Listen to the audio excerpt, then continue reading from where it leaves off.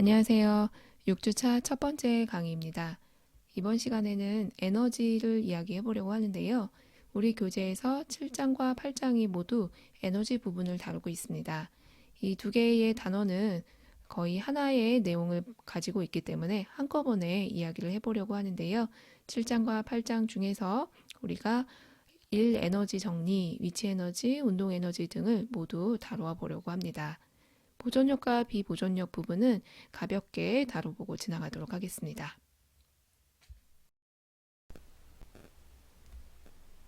물체에 힘을 줘서 물체가 이동하는 경우에 우리는 그 물체에 일을 해주게 되는데요. 물리학에서 일의 정의는 힘과 그리고 내가 힘을 주어서 물체를 이동시킨 거리와 밀접한 관련이 있습니다. 힘을 많이 주면 많이 줄수록 일을 많이 한 것이고 또 많이 움직이면 움직였을수록 또 일을 많이 한 것이기 때문에 힘과 거리의 곱으로 일을 정의 내리는데요. 정확하게 이야기를 하면 그러니까 수식적으로 정확하게 나타내기 위해서는 좀 일반화된 표현이 필요한데요. 처음부터 일반화된 표현을 쓰지 않고 먼저 크게 두 가지로 나누어서 일의 정의를 써보려고 합니다.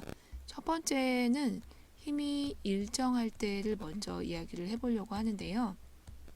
우리가 그동안 물리를 접하면서 일의 정의를 내릴 때 대부분의 경우가 힘이 일정한 경우라고 보시면 되겠습니다. 그 다음에 두 번째는 힘이 일정하지 않은 경우인데요. 힘이 일정하지 않았을 때는 우리가 사용하긴 했지만 구체적으로 식을 잘 쓰지 않았을 때가 더 많았을 겁니다. 그래서 우리가 크게 두 가지로 구분을 지어 볼 텐데 힘이 일정할 때와 일정하지 않을 때로 식을 쓰는데 그렇다고 해서 일의 정의가 두 가지가 되는 것은 아닙니다. 전반적으로 일의 정의는 그냥 힘 곱하기 거리인데 이걸 수학적으로 틀리지 않게 좀 명확하게 표현을 하려면 먼저 이렇게 두 가지로 나누어서 이야기를 하는 것이 조금 더 수월하게 수식을 받아들일 수 있기 때문에 이렇게 나누어 본 것이고요. 이때 일정하냐 일정하지 않느냐의 기준은 무엇이냐면 바로 시간입니다. 시간이 지나고 있는데 물체가 움직이니까 시간이 계속 흘러가고 있죠. 시간이 계속 흘러가는데 이때 그 물체에 작용해준 힘이 변하느냐 변하지 않느냐가 기준이 된다라고 보시면 되겠습니다. 자, 그럼 좀 더 쉬운 일정할 때를 먼저 식을 써볼 건데요. 먼저 일은 우리가 W라는 기호를 사용하고요. 그 다음에 힘은 어느 방향으로 주느냐가 중요하기 때문에 벡터로 나타내니까 F 벡터를 사용해주고 그 다음에 힘을 주는 동안에 물체의 위치가 변화하게 되니까 그걸 우리가 변위라고 부르고 변위 벡터로 표현을 했었죠. 델타 R을 사용해 주시면 되겠습니다. 그 다음에 우리가 일을 정의 내릴 때는 일의 양을 내가 해준 일의 양을 방향은 중요하지 않고 얼마나 했느냐 크기에만 중점을 줄 건데요. 이런 걸 우리가 스칼라량이라고 하죠. 따라서 힘도 벡터, 변위도 벡터이기 때문에 벡터와 벡터를 곱해서 스칼라량인 1로 정의를 내리려고 합니다. 따라서 벡터를 곱해서 스칼라량이 나올 수 있도록 두 벡터를 내적을 해주시면 되겠습니다. 즉 1의 정의를 우선 힘이 일정할 때 일반적인 표현을 써봐라. 그러면 W는 F 노트 델타 R 이렇게 표현을 해주시면 되겠네요. 자, 그럼 이 수식이 의미하는 바가 무엇인지 예를 들어서 한번 간략하게 그냥 수학적인 예를 들어서 설명을 해볼 텐데요. 예를 들어 F가 2i 플러스 3j다 라고 가정을 해보도록 하죠. 이때 2i 플러스 3j의 힘은 단위는 뉴턴.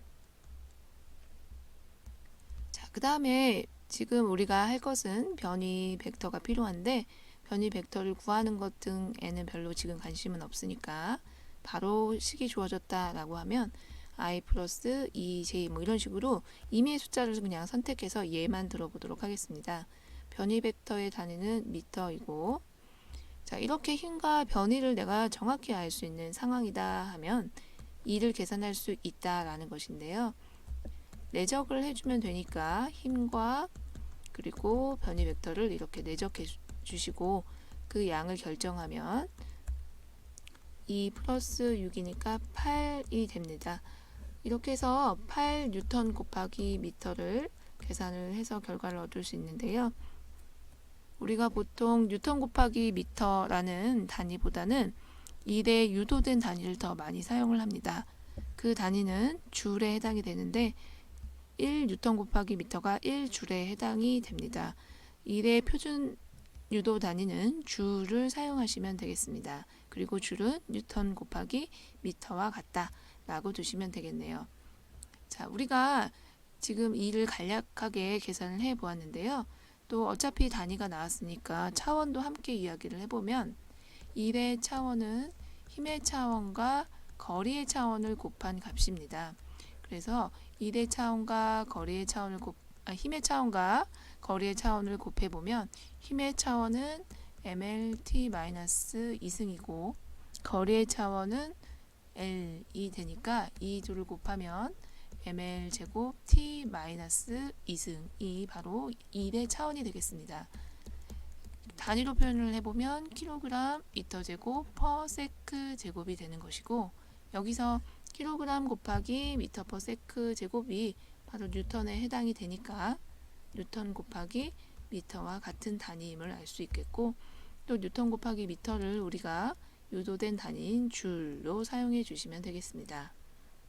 자, 이렇게 해서 우리가 힘이 시간에 대해서 일정할 때 일의 정의를 써보고 간략하게 예를 들어 봤는데요.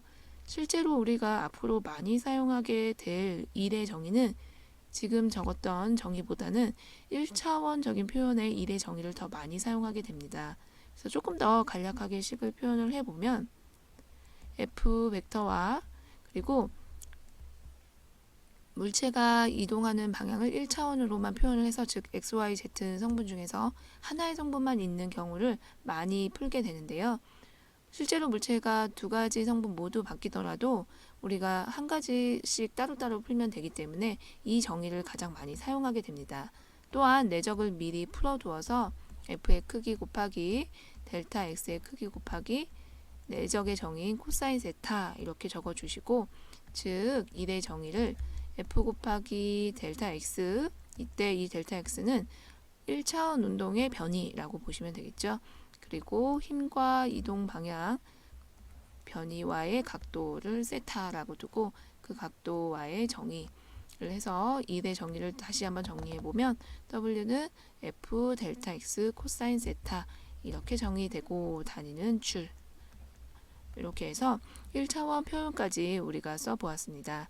자, 그럼 이렇게만 써진 이 1차원적인 정리를 실제 문제에서 어떻게 활용하게 될지 문제를 풀면서 이야기를 더 해보도록 하겠습니다. 유인물 첫 번째 문제입니다. 문제를 혹시 준비하셨다면 먼저 문제를 읽어보시면 좋을 것 같습니다. 문제가 나올 때마다 제가 이 설명을 따로 하지는 않으니까 문제가 딱 시작될 때 항상 동영상을 멈추고 쭉 먼저 읽어보고 그리고 같이 수업을 들으면 좋을 것 같습니다. 사람이 물체를 그림과 같이 60도의 각도로 세타가 60도 그리고 힘은 100N으로 당겼습니다. 이때 물체의 질량 M은 50kg이고요. 이 물체를 만약에 5m 당겼다면 물체에 사람이 한 일은 얼마인가? 라는 게 질문인데요. 여기서 제가 수업 시간에 간략하게 예를 들어서 문제를 설명할 때는 유효 숫자 같은 것은 따로 다루지 않도록 하겠습니다. 이론이기도 하고 우리가 정의를 중심으로 문제를 해결하는 능력을 키우는 부분이 초점이다 보니까 조금 숫자를 쉽고 간단하게 그리고 제가 문제를 풀 때도 간략하게 이렇게 지워가면서 문제를 풀도록 하겠습니다. 자, 이때 물체에 사람이 한 일을 계산을 할 건데요. 우리가 다양한 일을 계산을 해볼 거기 때문에 첨자에 구분을 좀 하도록 하겠습니다. 사람이 한 일을 계산을 해봐라 라는 게 질문이면 일단 일의 정의를 떠올려야겠죠. 그리고 이 물체는 지금 점선을 따라서 움직이는 그런 물체이기 때문에 힘 곱하기 델타 R이라는 일반적인 정의를 굳이 사용하지 않더라도 F 곱하기 델타 x라는 정의를 사용해 주시면 되겠습니다. 또한 내적을 우리가 미리 정리해 두었기 때문에 f 델타 x 코사인 세타를 이용해 주면 되는데요. 여기서 힘의 크기는 100N, 델타 x 총 이동한 거리는 5m, 그리고 코사인 세타 60도, 힘과 이동 방향의 각도가 60도이니까 코사인 60을 대입해 주시면 되겠네요. 이렇게 해서 계산을 해보면 이 물체에 사람이 한 일은 총 250줄이 되는 것을 알 수 있겠습니다.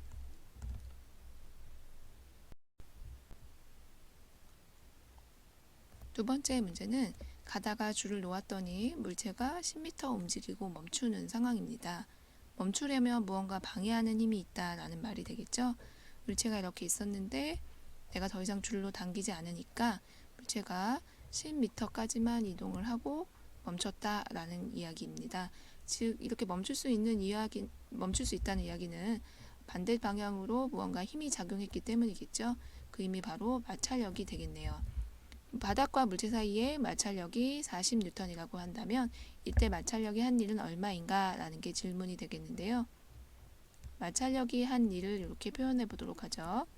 마찰력이 한 일을 계산한다 라고 하면 당연히 마찰력 곱하기 그다음에 이동한 거리, 그리고 마찰력과 이동한 방향 거리 사이의 각도 코사인 세타 이렇게 계산해 주시면 되겠네요. 마찰력은 40N, 다음에 이동한 거리가 10m이고, 그리고 코사인 세타인데요. 정확하게 계산을 해보자면 물체는 가다가 멈추는데 어쨌든 물체가 움직이는 방향은 점선 방향이 되겠죠. 따라서 물체가 움직이는 방향과 그리고 마찰력과의 각도는 총 180도 각도가 되겠네요. 따라서 코사인 180도 라고 표현해 주시면 되겠죠. 자, 따라서 마찰력이 한 일은 얼마가 되느냐라고 물어보면 물체에 작용한 힘의 방향과 이동한 방향이 서로 반대여서 마이너스 400줄 이렇게 나온다라는 것을 알 수 있겠습니다. 지금 이 결과에서 보면 알겠지만 우리가 1을 계산하면 1이라는 것은 양수값도 가질 수 있고 또 음수값도 가질 수가 있습니다. 스칼라량이라고 해서 우리가 모든 그 물리량들이 스칼라량일 경우에 전부 양수가 돼야만 되는 것은 아니죠. 양수와 음수 모두 가질 수 있다라는 것이고, 어떤 경우가 양수고 어떤 경우가 음수이냐면 힘의 방향과 물체가 실제 이동한 방향과의 관계에 따라서 결정이 된다라고 생각하시면 되겠네요. 자, 그러면 그 마지막 문제, 물체가 처음 5m 움직이는 동안에 알짜1을 한번 계산해 보도록 하겠습니다. 알짜1이란 게 무엇이냐면 알짜 힘이 한 1이 바로 알짜1이 되겠는데요. 우리가 보통 알짜 힘이 한 1을 계산하기 위해서 자유물체도를 그려주는 것이 편합니다. 자유물체도를 한번 그려보면 먼저 중력이 있을 거고, 그리고 수직항력이 존재하겠죠. 물체는 중력과 수직항력을 받습니다. 또한 이 물체는 처음에 5m 움직이는 동안에는 사람이 당겨줬기 때문에 외력이 존재했었겠죠. 라지 F로 표현해보고요. 그 다음에 이 물체는 마찰이 있는 바닥과의 사이에서 움직였기 때문에 마찰력도 존재합니다. 따라서 다 표현을 해보면 이렇게 네 가지의 힘이 존재한다라는 것을 알 수 있고요. 이 물체는 플러스 X 방향으로 이렇게 움직였다라고 해주시면 되겠네요. 자, 그러면 알짜1이 한 일을 계산해 보도록 하죠. 알짜1이 한 일은 뭐 이렇게 표현하기도 하고 총합이라는 뜻으로 네트라는 기호를 쓰기도 하고 뭐 여러분들 편한 대로 사용을 해주시면 되겠네요. 자, 그러면 알짜 힘이 한 일은 어떻게 해주느냐? 힘이 만약에 여러 개다 라고 하면 그냥 각각 계산을 해서 더해주면 되기 때문에 비교적 쉽게 계산을 할 수가 있겠습니다. 첫 번째는 사람이 한 일, 두 번째는 마찰력이 한 일, 순서는 의미가 없고요. 그 다음에 수직항력이 한 일, 중력이 한 일, 이런 식으로 힘이 4개니까 이 4개의 힘이 한 2를 각각 다 계산해야지 라고 생각해 주시면 되겠네요. 자, 먼저 첫 번째로 사람이 한 2를 계산을 해볼 텐데요. 우리가 앞에서 사람이 힘을 40N의 힘을 100뉴턴이었죠. 100뉴턴의 힘을 줬었으니까 100뉴턴. 그 다음에 5m 움직였죠. 5m. 그리고 코사인 60이었으니까 2분의 1 이렇게 계산해 주시면 되고, 마찰력이 한 1도 계산을 해볼 텐데요. 마찰력이 한 1은 마찰력이 40뉴턴, 그리고 5m, 그리고 코사인 180도. 마찰력의 방향과 이동 방향은 정반대 방향이라 이렇게 표현을 해보았고요. 그 다음에 수직 항력이 한 1과 중력이 한 1을 계산해 주시면 되는데요. 이때 수직 항력이나 중력이나 이동한 방향과 90도의 각도를 이루기 때문에 직각이 되죠. 그래서 그냥 둘 다 0이 됩니다. 결과적으로 계산을 해보시면 250 마이너스 200 이렇게 되어서 50줄이 되는 것을 알 수 있겠습니다. 그래서 알짜힘이 한 1은 50줄이 됩니다. 자, 이렇게 해서 우리가 문제를 풀어보았는데요. 지금까지는 힘이 일정할 때의 E를 계산해 보았습니다. 자, 그러면 이제 힘이 변하는 경우에 E를 계산해 보도록 하겠습니다.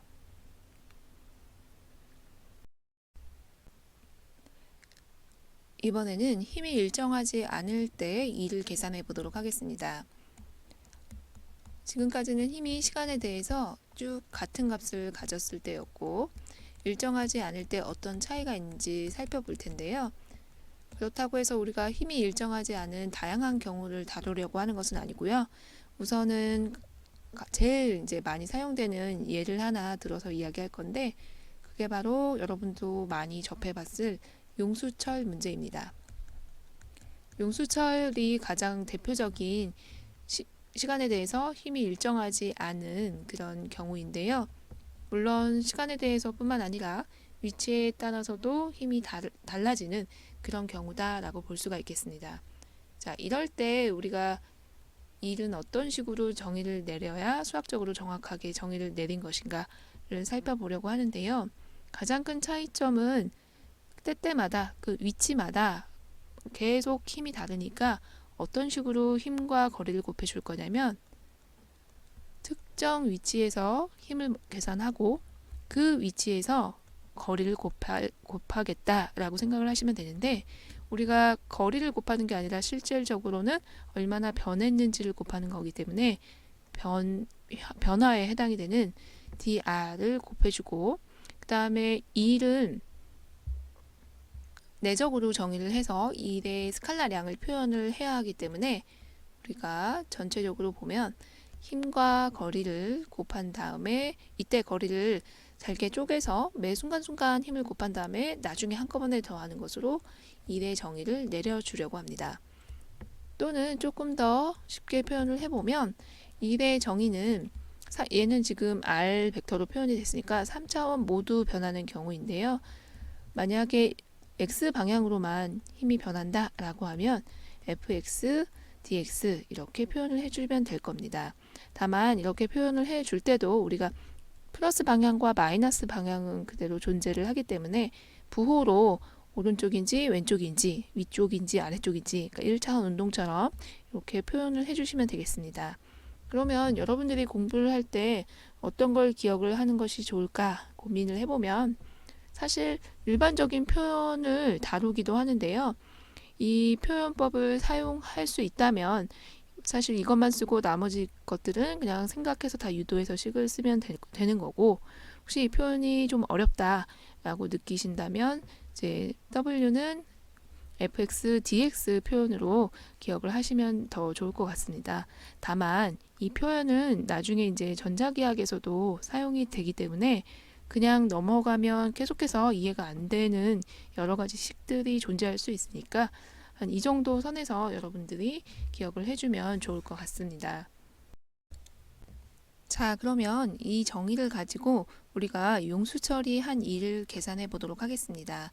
위에 이 적분형으로 표현된 일을 가지고 우리가 문제를 푸는 요령을 터득하기에는 좀 어려울 수도 있는데요.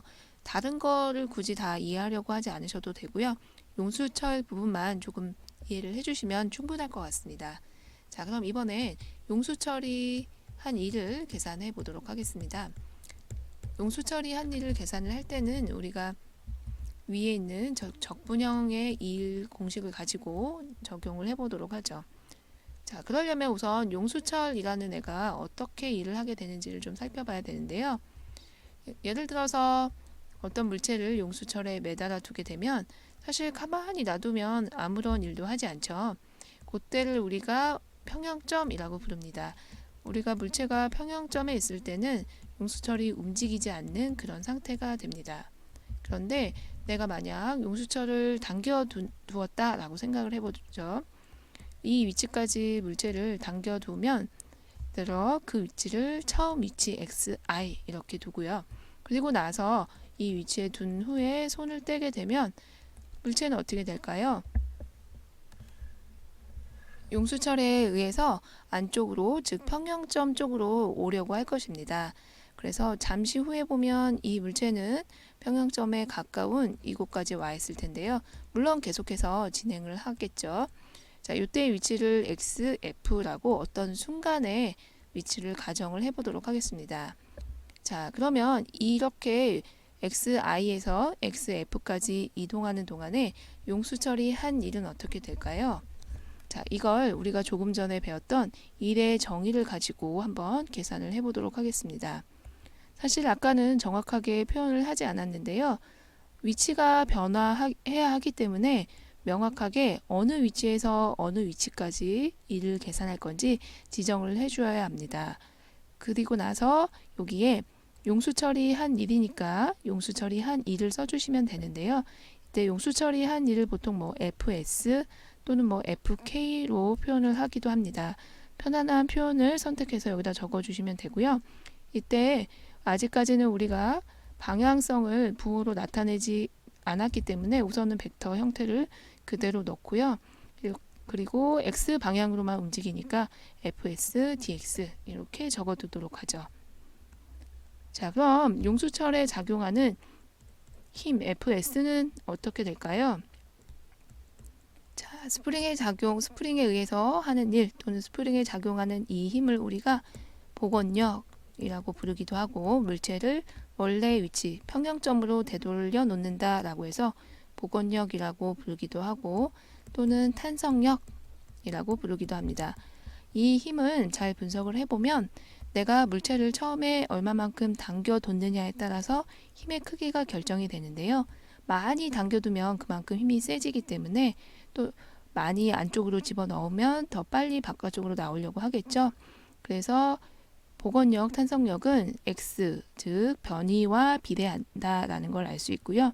그 다음에 용수철의 성질에 따라서 어떤 용수철이냐에 따라서 비례식의 값이 달라지는데요. 이 k 값을 우리가 용수철 상수라고 부릅니다.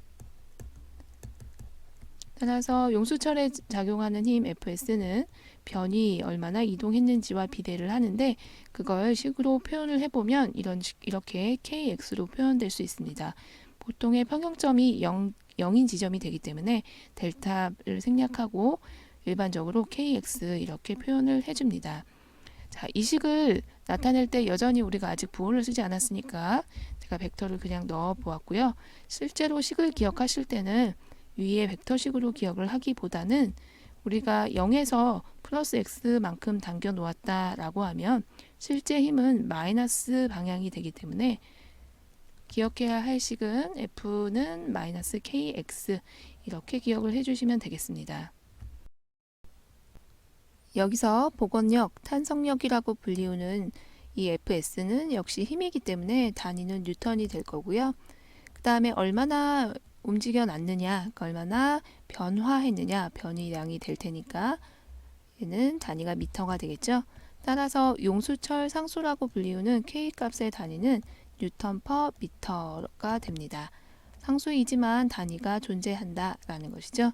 그래서 용수철 상수는 뉴턴 퍼 미터의 단위를 가지는 물리량이고 용수철에 의해서 매질의 성질에 의해서 달라진다라고 기억하시면 되겠습니다.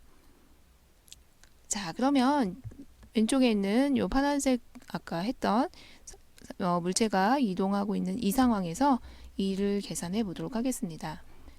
자, 그럼 xi에서 xf까지 물체가 이동하고 있고 이제 우리가 용수철을 식으로 용수철에 의한 힘을 식으로 표현할 수 있게 되었으니까 벡터 표시 띄고 마이너스 kx 이렇게 해주면 되겠죠. 그리고 dx 역시 플러스 x 방향으로 이동했을 때 힘의 방향은 마이너스 x니까 이렇게 생각하시면 되고요. 자, 그래서 적분을 x에 대해서 그냥 적분을 하는 거니까 x를 적분하면 x제곱 2분의 1 x제곱이 되겠죠. 이렇게 나타내 주시면 되겠습니다. 자, 정리해보면 용수철이 물체의 한 일은 어떻게 되느냐, 마이너스 2분의 1 kxf 제곱 그리고 마이너스니까 플러스 2분의 1 kxi의 제곱 이렇게 정리가 되겠네요. 지금 우리는 어떤 것을 계산해 주었냐면 용수철이 물체의 한 일을 계산해 주었습니다.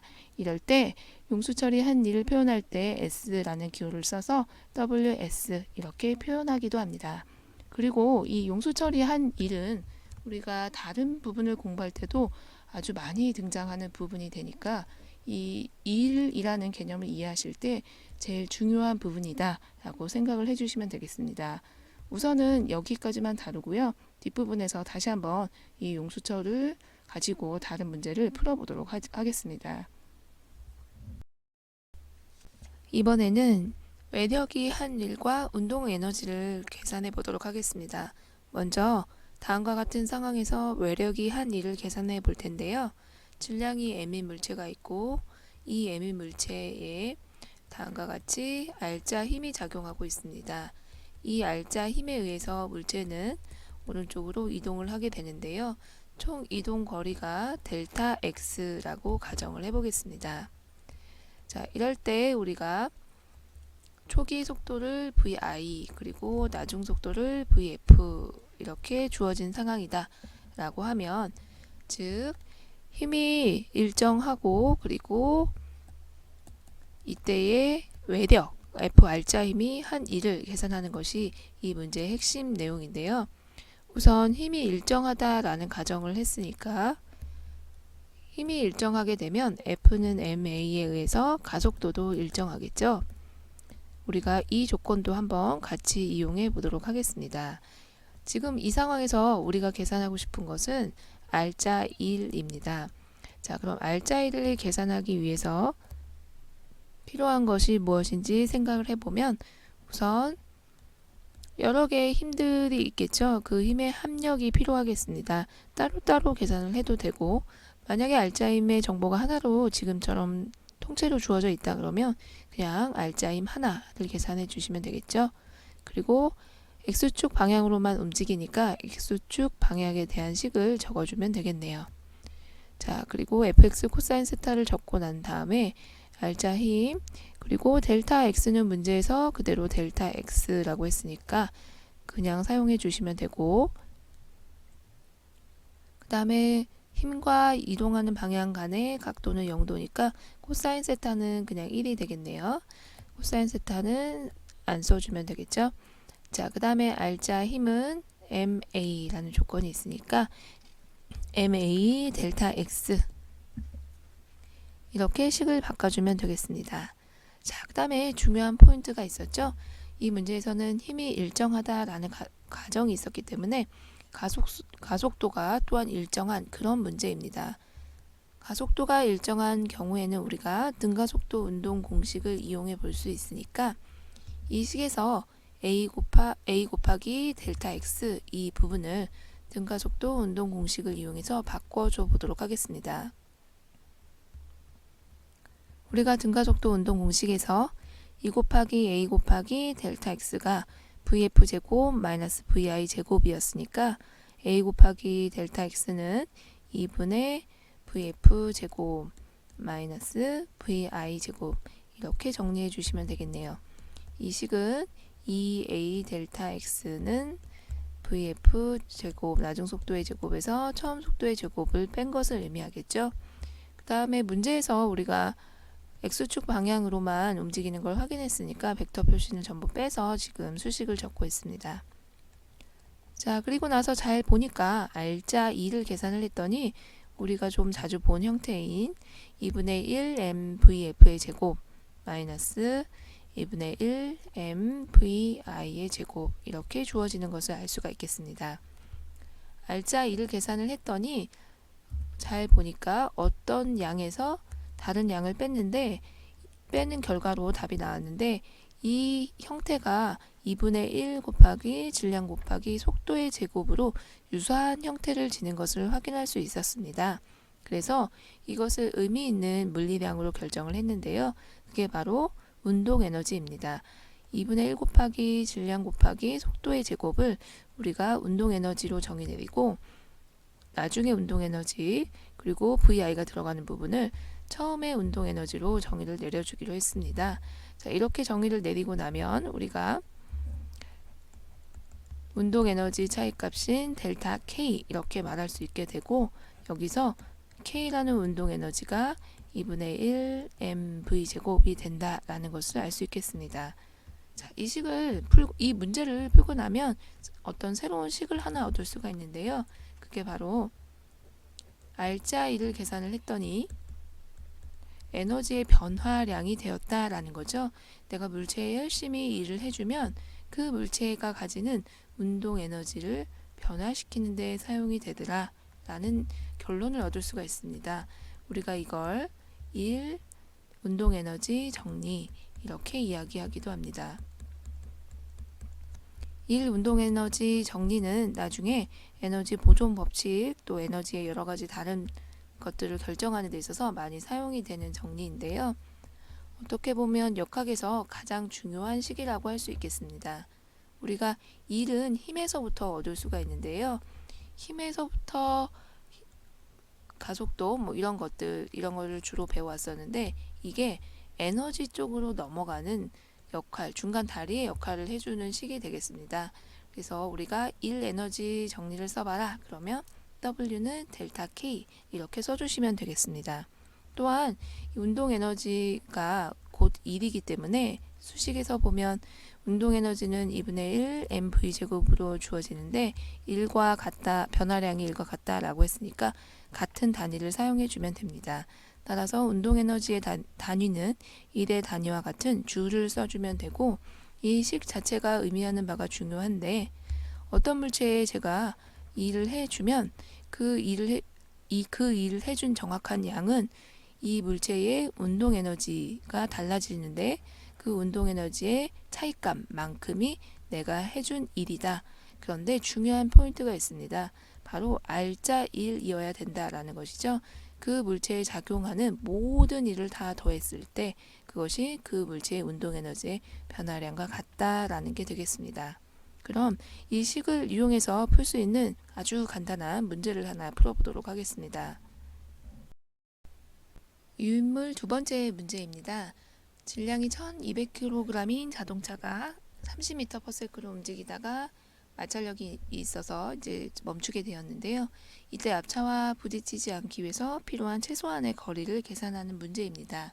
이 문제를 풀 때 속력과 힘이 나와 있으니까 우리가 기존에 배웠던 VAF에 대한 여러 가지 공식들을 이용해서 문제를 풀어도 되지만 오늘 배웠던 1 운동 에너지를 정리를 사용해 볼 수도 있습니다. 알짜 1은 운동 에너지의 변화량과 같다라는 이 1 운동 에너지 정리를 이용해 보면 운동 에너지의 변화량은 2분의 1 mvf 제곱 마이너스 2분의 1 mvi 제곱이 됩니다. 따라서 운동 에너지의 변화량을 좀 먼저 계산을 해볼 텐데요. 나중에 이 자동차는 정지했으니까 나중 속도가 0이 되겠죠.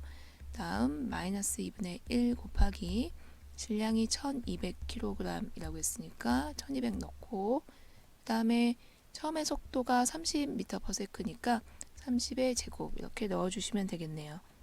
자, 이걸 계산을 해보니까 무엇하고 같아야 하냐면 바로 알짜 1과 같아야 합니다. 자, 그럼 알짜 1은 무엇이냐 하면 이 물체에 작용한 힘 곱하기 거리인데요. 이 물체에는 현재 마찰력이 작용한다라고 했죠.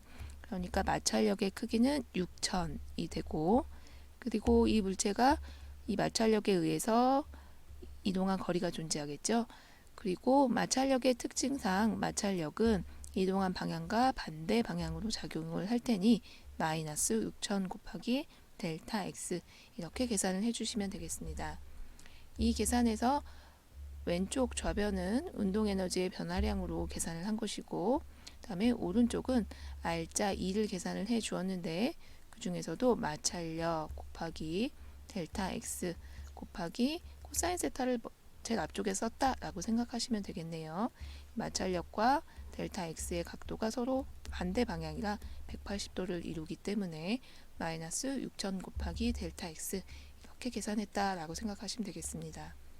자, 그래서 결론적으로 앞차와 부딪히지 않기 위한 최소한의 제동 거리는 90m 이렇게 계산이 되네요. 첫 번째 강의는 여기서 마치도록 하겠습니다. 수고하셨습니다.